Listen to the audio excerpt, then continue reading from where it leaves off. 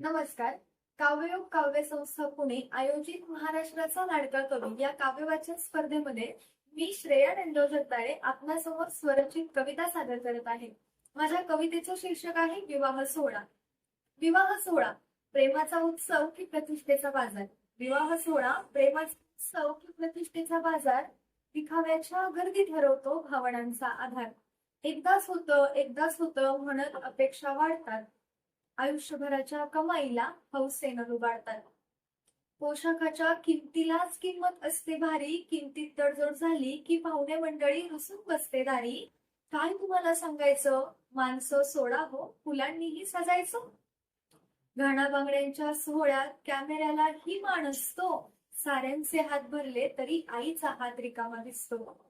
मुळात आईला दागिन्यांची हौस नसते, पण लेकीच्या गळ्यातील सोनं ती स्वतःच्या स्वप्नांतून घडवते. लेक गळ्यात मोजलं जाणारं सोनं रोज नाही घालणार, पण एका दिवसाचा थाट मात्र बापाला कर्जबाजारी करणार. अहो, शिळी भाकरी खाणारी मंडळी जेव्हा पंचपक्वान्नांवर चर्चा करतात, तेव्हा नाती कमी आणि पदार्थ जास्त मोजतात. कमी काय याचा विचार करताना जास्त काय कोणी पाहत नाही. आणि कुठल्याही मांडवात मागे उभा असलेल्या बापाच्या त्यागाची चर्चा कधी होत नाही. मुळात लग्न मोठं की संसार, नेमका हा विवाह की व्यवहार, एकदा प्रश्न विचारून बघा. थाट ओसरल्यावर उरलेल्या शांततेत डोकावून बघा.